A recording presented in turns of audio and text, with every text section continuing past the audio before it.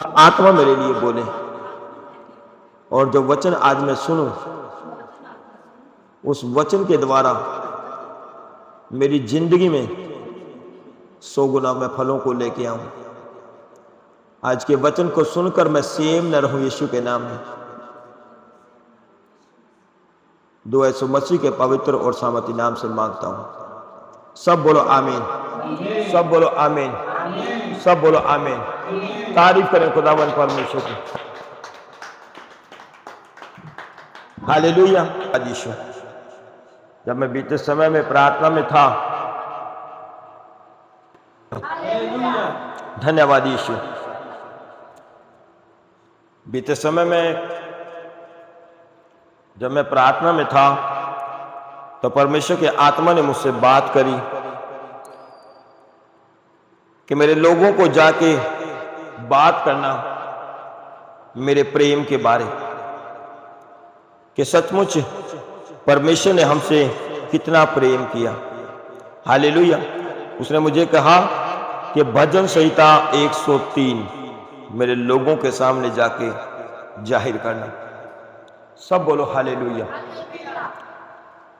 सबसे पहले जब हम देखते हैं परमेश्वर ने सृष्टि की रचना की, हालेलुया,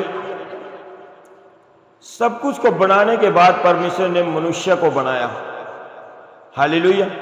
अपने स्वरूप में बनाया, अपने सांस उसके अंदर ले ले। हालेलुया। सब कुछ को परमेश्वर ने बनाया, सब कुछ को।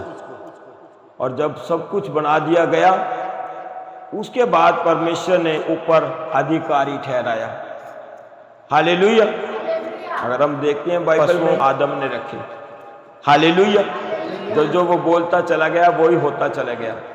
हालेलुया। जब परमेश्वर ने अदन की वाटिका के अंदर अपने बनाए हुए इंसान को रखा था, तो वहां सब कुछ उसके लिए पहले से ही तैयार था।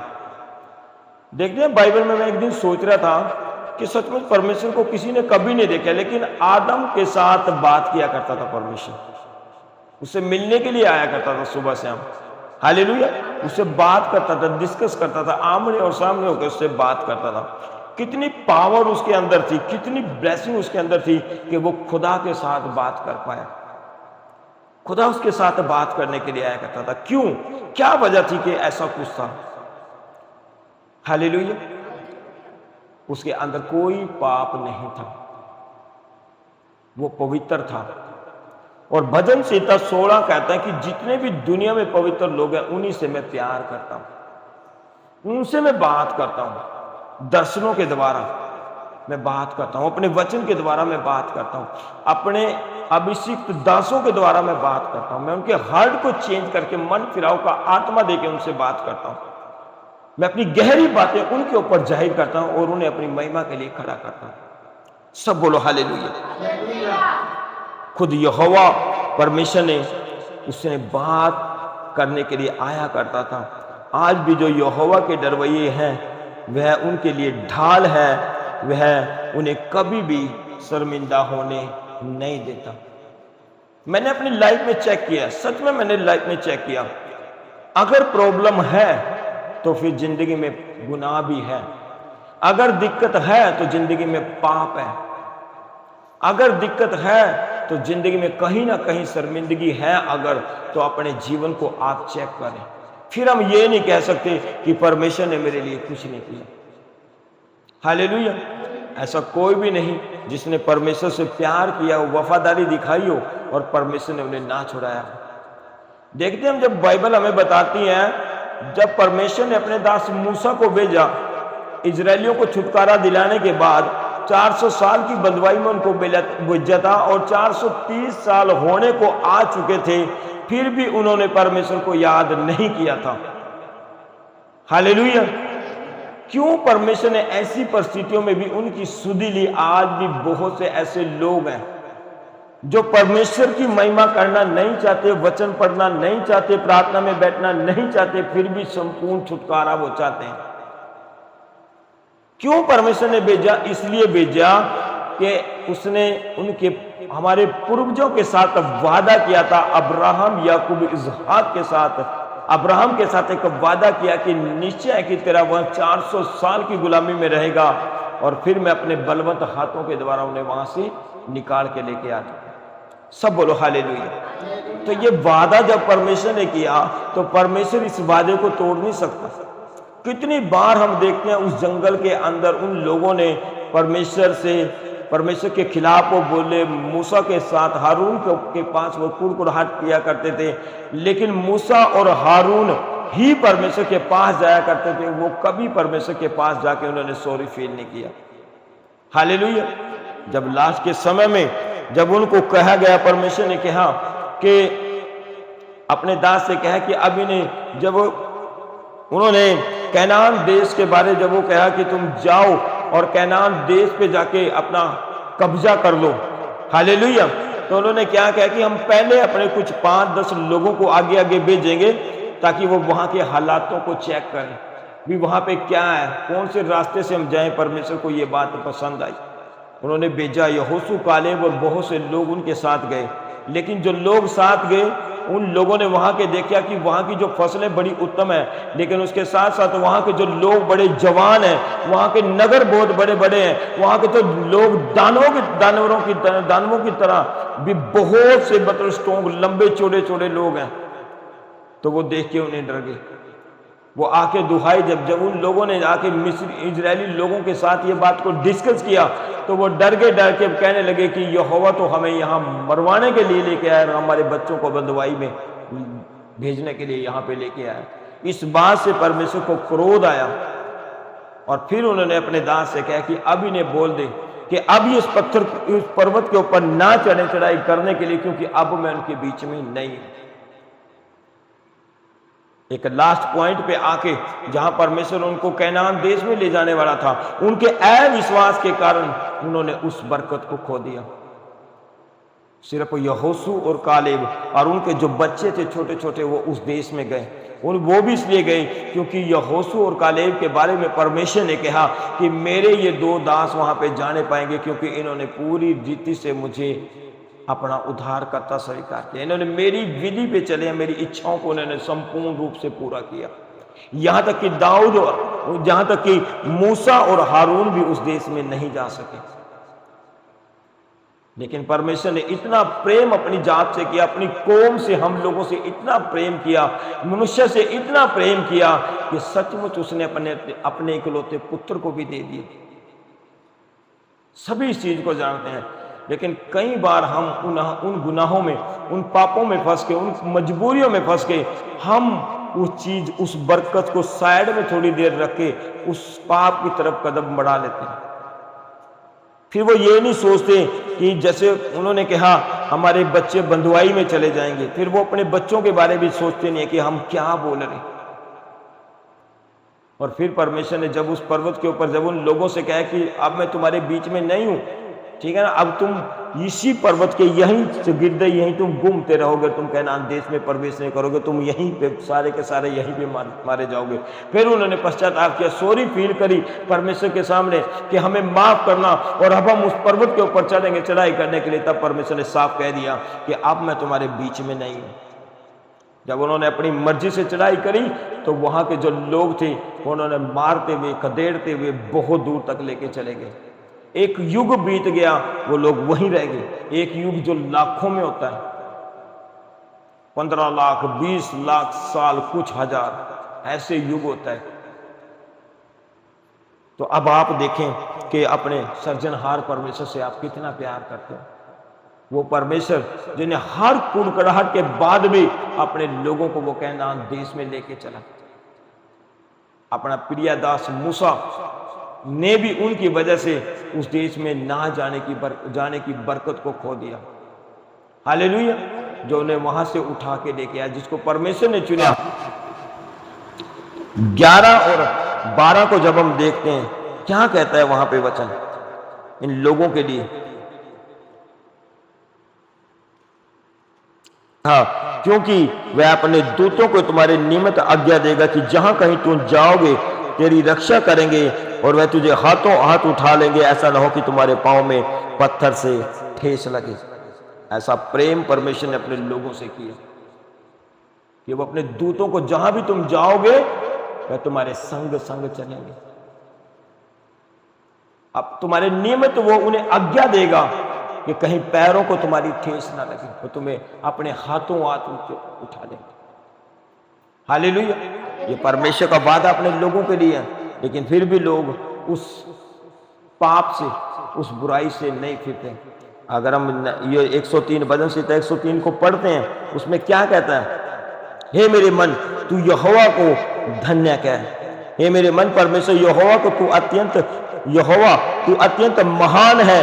तू वैभव और ऐश्वर्य का वस्त्र पहने हुए है, जो उजाले को चादर की न्याय ओढ़े रहता है और आकाश को तंबू के समान ताने रहता है, जो अपनी अटरियों की कुंडियां जल में धरता और मेघों को अपने रथ पर बनाता है और पवन के पंखों पर चलता है। सॉरी, तो 4 पढ़ रहे हैं। क्या कहा 3 में? हे मेरे मन, यहोवा को धन्य कह, और जो कुछ मुझ में है वह उसको पवित्र नाम को धन्य कह। हे मेरे मन, यहोवा को धन्य कह, उसके किसी भी उपकार को न भूलना। वही तो तेरे सब अधर्मों को क्षमा करता और तेरे सब रोगों को चंगा करता है। हर बात में परमेश्वर का धन्यवाद कर, उसके किसी भी उपकार को न भूले। वह तेरे गुनाहों को माफ करके तेरे बीच में से रोगों को निकाल के तुझे चंगा करने वाला परमेश्वर। परिस्थिति कुछ भी हो, उसका धन्यवाद कर, क्योंकि उसके जैसा प्रेम दुनिया में कोई किसी से नहीं कर सकता। मैं इस वचन को आपको शॉर्टकट में सुनाऊंगा और आपने इसको घर जाके भजन संहिता 103 को एक बार अपने लिए जरूर पढ़ना। हालेलुया। और कहता है कि वही मनुष्य को उत्तम से उत्तम वस्तुएं प्रदान करता है। उसने मूसा के ऊपर अपने आप को प्रकट किया और इजरायलियों को अपने काम दिखाए। उसने मूसा को भेजा और उससे बात की और उसके द्वारा इजरायलियों को उसने दिखाया कि मैं अपने लोगों से, अपनी कौम से कितना प्रेम करने वाला परमेश्वर। हालेलुया। अपने लोगों को छुटकारा दिलाने के लिए उसने फिरौन के मन को कठोर भी किया और दीन भी किया। क्यों किया? ताकि जो मेरे लोग हैं वो मुझे जान सके कि मैं तुम्हारा चंगा करने वाला, मैं तुम्हारी छुटकारा देने वाला, मैं तुम्हें आजाद करने वाला, मैं तुम्हें कनान देश की बरकत में ले जाने वाला परमेश्वर हूं, ताकि उनकी जो आत्मिक आंखें खुले, उनकी बुद्धि खुले और वो परमेश्वर को अपना उद्धारकर्ता स्वीकार करें। परमेश्वर कह रहा है कि वो कहता है परमेश्वर दया का सागर है, अनुग्रह करने वाला, मदद करने वाला और विलंब से बार बार माफ करने के बाद भी क्रोध करने वाला, अति दया करने वाला परमेश्वर। आज बहुत से लोग सोचते हैं कि नहीं, आज मुझे अपनी लाइफ में कोई फर्क नहीं पड़ रहा है, चाहे मैं पाप कर रहा, धोखा दे रहा, जो मर्जी कर रहा है। लेकिन वो अपने माइंड में एक चीज सोच लें, जिस दिन परमेश्वर का क्रोध उसके प्रति बढ़ गया ना, उसको दुनिया की कोई ताकत भी उसको रोक नहीं सकेगी। हालेलुया। ऐसा परमेश्वर है। विलंब से मतलब बार बार माफ करता हुआ, बार बार क्षमा करता हुआ, वेट करता हुआ कि मेरे पुत्र, जैसे वचन में कहता है कि एक ऐसी हटीली जाति को, और मैं दिन सारे दिन हाथ फैलाए रहा कि शायद वो वापस आ जाए, शायद वो अब भी फिर जाए, शायद वो अब भी उस उड़ाऊ पूत की तरह वापस मेरी ओर आ जाए। हालेलुया। लेकिन ऐसे लोगों से परमेश्वर कहना चाहता है कि आज अपने कानों को खोल लें। वचन इस बात को बोलता है कि अगर तुमने आज भी परमेश्वर को जानने के बाद भी मन नहीं फिराया तो आने वाला समय आपके लिए भयानक होगा। कहता है कि उससे डरो, उससे ना डरो जो तुम्हारे शरीर को घात कर सकता है, नाश कर सकता है। उससे डरो जो शरीर को घात करने के बाद तुम्हारी आत्मा को भी घात कर सकता है, आत्मा को भी नष्ट कर सकता है। उस परमेश्वर से डरो। हालेलुया। तो सचमुच परमेश्वर तो माफ करने वाला परमेश्वर है, क्योंकि वह नहीं चाहता कि मनुष्य नाश हो। मनुष्य को उसने अपने हाथों से रचा, क्योंकि वो जानता है कि मनुष्य तो सिर्फ मट्टी है, अपना सांस उसके अंदर उड़ेला। हालेलुया। और क्या कहता है, उसने मनुष्य को, पापों को ऐसे जैसे उदाचल से अस्ताचल तक इतनी दूर कर दिया, जैसे निकलते को और छुपना। हालेलुया। इतनी दूर कर दिया। परमेश्वर का वचन कहता है कि मैंने तेरे गुनाहों को तेरे बीच में से निकाल के अपनी पीठ के पीछे फेंक दिया, मैं भी उन्हें देखना नहीं चाहता। क्यों इतना इग्नोर करता है परमेश्वर? क्यों हमारे गुनाहों को, पापों को माफ करने वाला परमेश्वर है। क्यों उसने दाऊद के एक पाप को माफ नहीं किया, क्यों उसने मूसा के एक गुनाह को माफ नहीं किया। उसने अपने लोगों को दिखाया कि जिसके साथ मैं बात कर रहा, मैं उसके लिए भी ऐसा ही परमेश्वर हूं। हालेलुया। मुझे कोई ये ना कहे कि देख मूसा ने पाप किया, उसको तूने माफ कर दिया, लेकिन वचन कहता है कि धर्मी जन 7 बार भी पाप करे तो भी उठ खड़ा होगा। उसने कहा 7 बार की 70 गुना बार भी अगर वो पाप करे तो भी वो उठ खड़ा होगा। लेकिन उसने सचमुच अपने दास मूसा के एक गुनाह को माफ नहीं किया, दाऊद के एक गुनाह को उसने माफ नहीं किया। उसने कहा तेरे वंश में सदा तलवार चलती रही। हालेलुया। तो आज सचमुच उस परमेश्वर, सृजनहार परमेश्वर के प्रेम को आप देखें। ऐसा प्रेम दुनिया में किसी ने किसी के साथ नहीं किया। हालेलुया। जब वचन को देखते हैं, पुराने नियम में परमेश्वर ने सब कुछ बनाया और अपने लोगों के लिए उत्तम से उत्तम कार्य किए। मूसा को भेजकर इजरायलियों को छुड़ाया, दाऊद को भेज के विरोधियों का नाश किया और अपने लोगों को उत्तम से उत्तम बरकतें दी। दूध और शहद की नदियां बहाने वाले देश का अधिकारी कर दिया। परमेश्वर ने अपने लोगों को पूछ नहीं, उन्हें कहा तुम सर ठहरोगे। हालेलुया। और उसके बाद हम जब फिलिपियों 2 का पढ़ते हैं, फिलिपियों 2 का 11 तक, उसमें क्या कहता है। सो यदि मसीह में कुछ शांति और प्रेम से ढांढस और आत्मा की सहभागिता और कुछ करुणा और दया, तो मेरा यह आनंद पूरा करो कि एक मन रहो और एक ही प्रेम, एक ही चित्त और एक ही मनसा रखो। हालेलुया। क्या कहा। सो यदि मसीह में कुछ शांति, प्रेम, ढांढस और आत्मा की सहभागिता और कुछ करुणा और दया है। हालेलुया।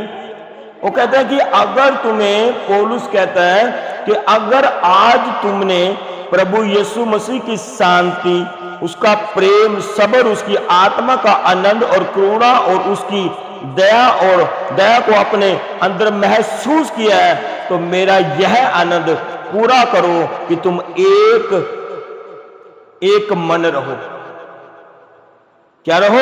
एक ही मन रहो। अगर तूने परमेश्वर की करुणा को, उसकी दया को, उसकी शांति को, उसके आनंद को, उसके प्रेम को अगर तुमने फील कर लिया है कि हाँ हमारा परमेश्वर महान है, तो फिर वो कहता है कि फिर मेरी बात को तुम पूरा करो कि तुम एक मन रहो। 2 में कहता है कि तुम एक मन रहो और एक ही प्रेम, एक ही चित्त और एक ही मनसा रखो। हालेलुया। एक ही मनसा भी रखो। और क्या कहता है आगे। क्योंकि जैसे यीशु मसीह ने परमेश्वर के स्वरूप में होने के बावजूद भी, 1 से 11 तक आप इसको पढ़ोगे। हालेलुया। उसने कहा जैसे प्रभु यीशु मसीह ने परमेश्वर के स्वरूप में होने को की वस्तु को, क्या कहा कि प्रभु यीशु मसीह ने परमेश्वर के स्वरूप में होने के बावजूद भी उसने उस बात को उन लोगों के बीच में महसूस नहीं होने दिया कि मैं परमेश्वर हूं। वो क्या बना। एक सेवादार वो आप लोगों के बीच में बना। वो घर घर गया, वो गलियों गलियों में गया, वो नगर नगर में गया। उसने अंधों को चंगा किया, कोढ़ियों को शुद्ध किया, बीमारों को चंगा किया, मुर्दों को जीवित किया। जिन्होंने विश्वास किया उनसे प्रेम किया, उन्हें अपने साथ अपने चेला बनाया और उनको एक बात कही कि दुनिया में जाओ, सुसमाचार को प्रीच करें। जो विश्वास करे उन्हें पिता पुत्र पवित्र आत्मा के नाम से बपतिस्मा दो, फिर जगत के अंत तक सदा मैं तुम्हारे साथ हूं। मतलब परमेश्वर के तुल्य खुदा ने, प्रभु यीशु मसीह ने कहा जिसने मुझे देख लिया उसने परमेश्वर को देख लिया। लेकिन उसने क्या किया। इसने अपने आप को दीन कर दिया कि अपने चेलों के पैर तक उसने धोए। उसने इस बात का घमंड नहीं किया दुनिया में आके। उसने दिखाया कि मैंने मनुष्य से इतना प्रेम किया। मनुष्य के रूप में उसने फिर अपने बेटे को भेजा दुनिया की आत्मिक आंखों को खोलने के लिए भी। हाँ, एक खुदा होने के बावजूद भी वो लोगों के पैर धो रहा, वो कोड़ों के कोड़ धो रहा, वो लोगों को देख रहा, वो मुर्दों को जीवित कर रहा। वो जब वो पौलुस जो वो 4 दिन का मुर्दा जो लादर था, जब उसके वहां गया, उसकी बहन ने कहा कि अगर तू पहले आता तो मेरा भाई ना मरता। तो यीशु मसीह रोया उसके लिए। वचन में ये बात बताता है, ऐसा प्रेम उसने जगत से किया कि सचमुच उसने अपने आप को दे दिया, अपने इकलौते पुत्र को दे दिया। हमारा प्रेम कहाँ है? हमने परमेश्वर से कौन सा प्रेम किया? सब कुछ दे दिया, उसके बाद भी अगर कोई गुनाह में है, सब कुछ दे दिया, उसके बाद भी अगर कोई पाप में है, तो हम उसी यीशु मसीह को हर रोज उस क्रूस के ऊपर लेके जा रहे। तो आप भूल जाएं फिर इस बात को कि हमारे घर में शांति होगी। मैं सच कह रहा हूं, मैंने इस चीज को फील किया, इस चीज को महसूस करता हूं मैं। जब आपको परमेश्वर कुछ देने जा रहा हूं, हमारे आत्मिक पिता ने कल वचन में कहा था 31 दिन की फास्टिंग शुरू, तो आज से मैं कह रहा 90 से भी ऊपर % लोगों की जिंदगी की फास्टिंग शुरू हो चुकी। और ये फास्टिंग है एक अद्भुत बड़ा काम करेगा। देख लेना आप लोग इस फास्टिंग के द्वारा क्या होंगे, कितने बड़े छुटकारे होंगे। लेकिन लोग उस चीज को सोच लेते हैं कोई बात नहीं, ऐसे तो बोल ही देते हैं। आज मेरा फर्स्ट डे है और मुझे पता आज कितना सताव मैंने सहना पड़ा है, और मैं उस चीज में आनंदित हूं कि परमेश्वर मेरे साथ है। जैसे अय्यूब के पास बैठ के उसके दोस्तों ने कहा कि तू तो बड़ा खुश है, अरे तू तो इतना वो है, तो क्यों तेरी जिंदगी में ये पाप है? आज मुझसे एक आदमी ऐसे बात कर रहा था, भाई साहब आप तो बड़े अच्छे हो, आप तो बड़ा अच्छा, आप जो समझाते हो आप दिमाग में लोगों को बैठ जाते हैं, फिर भी ये चीजें हैं, फलानी चीजें हैं, इनसे अपने आप को सावधान रखना। मैंने कहा शैतान मेरे सामने से दूर हो जा, क्योंकि मेरा परमेश्वर मेरे साथ है, मुझे कोई फर्क नहीं पड़ता। मेरी शर्मिंदगी को खत्म करने वाला परमेश्वर मेरे साथ है। अगर मैं आज प्रभु में नहीं होता तो शायद मैं दुनिया में भी नहीं होता, मेरा घर मेरा परिवार कुछ नहीं होता, मेरे वजूद इस दुनिया में से खत्म होता। लेकिन आज अगर मैं परमेश्वर में हूं और खुदा के काम को कर रहा, उसने अपनी बात को मेरी वंशावलियों के ऊपर जाहिर कर दिया। ऐसी जगह उसने खड़ा कर दिया कि मैं जब दुनिया में से जाऊंगा, मेरे बाद मेरा बेटा मेरी बेटियां परमेश्वर के सुसमाचार को प्रीच करेंगे। उसके बाद जब वो दुनिया छोड़ के जाएंगे अपनी उम्र में, जब परमेश्वर की मर्जी होगी, उनका वंश परमेश्वर की महिमा करेगा। ऐसे वंशावली को उसने मेरे ऊपर जाहिर कर दिया। लेकिन क्या कहता है, विश्वास करने वालों के लिए सब कुछ हो सकता है। आप महसूस करें उसको, प्रेम को। क्या हम उसके जैसा प्रेम कर सकते हैं? उसने कहा दूध पीते बच्चे को उसकी मां छोड़ देगी, लेकिन मैं उसे न कभी छोड़ूंगा न कभी त्यागूंगा। सारा दिन काम करने के बाद जब एक इंसान सो जाता है तो यहोवा परमेश्वर उसके फिर भी उसके दूत उसके सामने खड़े रहते हैं। अपने सृजनहार परमेश्वर को ना भूलें। उसने कहा उसने परमेश्वर के तुल्य होते हुए भी अपने आप को दुनिया के बीच में परमेश्वर जाहिर नहीं किया। उसने एक सेवादार जाहिर किया कि मैं एक सेवादार, मेरे पिता ने मुझे भेजा कि जा जगत की सेवा कर। उनकी आत्मिक आंखों को खोल कि प्रार्थना के अंदर कितना दम है। विश्वास करने वाले जब विश्वास करते हैं तो कैसे उनकी प्रार्थना सुनी जाती है। वो कितना भला परमेश्वर है। तो इसलिए जरूरी है कि परमेश्वर से प्यार करें, उसकी मर्जी को पूरा करें। ऐसा ना हो कि वो विलंब से क्रोध करने वाला परमेश्वर एक दिन ऐसा हो कि नाश करने के लिए तुम्हें खड़ा हो जाए। 9 में कहता है, इस प्रकार परमेश्वर ने उसको अति महान भी किया और उसको वह नाम दिया जो सब नामों से श्रेष्ठ है। यीशु नाम जो सबसे बड़ा नाम, एक छुटकारे का नाम, एक जीवन का नाम, अनंत काल के जीवन का नाम, स्वर्ग के राज्य के अधिकारी होने का नाम, उस मुकुट को प्राप्त करने का नाम, जीवन की पुस्तक के अंदर अपने नाम को जाहिर करने का नाम। ऐसा नाम परमेश्वर ने उसको दिया। कब दिया? जब उसने दुनिया में आने के बावजूद परमेश्वर की मर्जी को पूरा किया। ये नहीं कि आप और हम ही कोई बड़ा एहसान करें। यीशु मसीह ने परमेश्वर के तुल्य होते हुए भी एक बार भी दुनिया के ऊपर यह बात जाहिर नहीं करी कि मैं परमेश्वर हूं। उसने कहा नहीं, मैं तो एक सेवादार हूं। मैं भले चंगों को ठीक करने नहीं, मैं बीमारों की सेवा करने के लिए आया, मैं उन्हें चंगा करने के लिए आया। उन्हें कहा जो शांति मेरे अंदर है वो सब में बनी रहे। प्रेम, अनंत शांति, कृपा, भलाई, उन फलों के 9 फल आपके अंदर होने चाहिए। कल हम बात कर रहे थे, आज क्या है मैं आपको बता रहा। वचन कहता है कि अगर मैं दुष्ट आत्माओं को निकालूं, अगर मैं भविष्यवाणियां करूं, अगर मैं मुर्दों को जीवित करूं और प्रेम मेरे अंदर नहीं है तो तुम छनछनाती हुई झांझ के समान हो। वचन बात बोलता है। ऐसा कभी ना सोच रहे कि शायद परमेश्वर हमें देख ही नहीं रहा, शायद हम तो बड़े चटक हैं। नहीं, खुदा से प्यार करो। और जो वचन मैं आपके बीच में लेके आया, ये परमेश्वर ने मुझे कहा कि भजन संहिता 103 मेरे लोगों को जाके बोलना। आप पढ़ लेना घर में जाके, अगर उसमें से आपके अंदर एक भी अदा है तो परमेश्वर आपके साथ है। हालेलुया। और क्या कहता है, उसने उसे अति महान भी किया और उसको वह नाम दिया जो सब नामों में श्रेष्ठ है, कि जो स्वर्ग और पृथ्वी पर, जो पृथ्वी के नीचे, वे सब यीशु के नाम से घुटने टेकें और परमेश्वर पिता की महिमा के लिए हर एक जीव अंगीकार करें कि यीशु ही परमेश्वर है। सब तारीफ करें परमेश्वर की। उसने कहा जहां भी जाओ, क्या आसमान में, क्या पृथ्वी के नीचे, क्या पृथ्वी के ऊपर, जितने भी लोग हैं सब यीशु के नाम में घुटने टेकें। हालेलुया। ऐसा बचोलिया बना के खड़ा कर दिया कि उसने कहा कि कोई भी प्रभु यीशु मसीह के बिना परमेश्वर को प्राप्त नहीं कर सकता, स्वर्ग में नहीं जा सकता। यहां से हमने मांगना पड़ेगा, वो जाके पिता से रिक्वेस्ट करेगा कि हाँ मैंने इसे नाम लेके बुलाया, हाँ इसने मेरी इच्छाओं को पूरा किया, इसने जैसा मैंने जगत में जाके काम किया इसने भी ऐसे जगत में जाके काम किया। सब बोलो हालेलुया। आप सचमुच अपने सर्जनहार परमेश्वर का धन्यवाद करें। आप ये ना सोचें कि मेरा तो बुलाया जाना व्यर्थ है। मैंने देखा है बहुत कुछ, हालांकि आज आपको लग रहा हो कि शायद आपके जीवन में कोई गरीबी हो, आपके जीवन में कोई श्राप हो, कोई बंधन हो, कोई चीज हो, आप उसको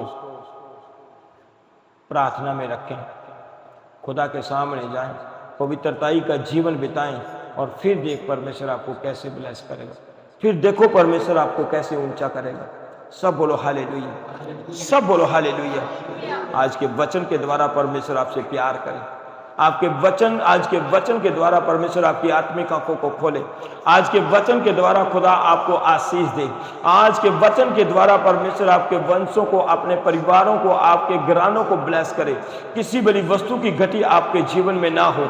आप परमेश्वर की ओर से चुने बेटे और बेटियां, खुदावन परमेश्वर की ओर से आप स्वर्ग के राज्य के अधिकारी हैं मसीह के नाम से। परमेश्वर तुम्हें अपने बड़े कामों के लिए खड़ा करे मसीह के नाम से। हर एक वो चीज जो शैतानी है आपकी लाइफ से निकले और सदा के लिए खत्म हो जाए मसीह के नाम से। परमेश्वर का आत्मा आपको ऊंचा करे, आपको बड़े लेवल के लिए खड़ा करे। कोई भी अंधकार की शक्ति आपके जीवन का हिस्सा ना हो। आप परमेश्वर की ओर से बरकतों को पाएं, आप परमेश्वर की ओर से बरकतों को पाएं मसीह के नाम से। तुम्हारे वंश पृथ्वी के अधिकारी हो, तुम्हारे वंश बालू के कणों के समान हो। तुम अब्राहम के बेटे और बेटियां कहलाए मसीह के नाम से। तुम सुलेमानी बरकतों के अधिकारी हो मसीह के नाम से। मैं आप लोगों को ब्लेस घोषित करता हूं मसीह के नाम से। खुदा आपको आशीष दे, अपने बड़े कामों के लिए खड़ा करे। तमाम आशीषों के लिए धन्यवाद करता हूं और प्रार्थना अपने उद्धारकर्ता यीशु के नाम से मांगता हूं। सब बोलो आमीन, सब बोलो आमीन, सब बोलो आमीन। सभी जन घुटनों के बल आएंगे, अंतिम प्रेयर में हम जाएंगे। अब पिता का प्रेम, पवित्र आत्मा की सहभागिता, पवित्र लोगों के साथ, पवित्र संतों और सेवकों के साथ, पवित्र कलीसियों के साथ, ग्लोरी टू गॉड मिनिस्ट्री के साथ अब से लेकर सदा तक होती रहे। आमीन, आमीन, आमीन। सब बोलो हालेलुया। प्रभु यीशु मसीह की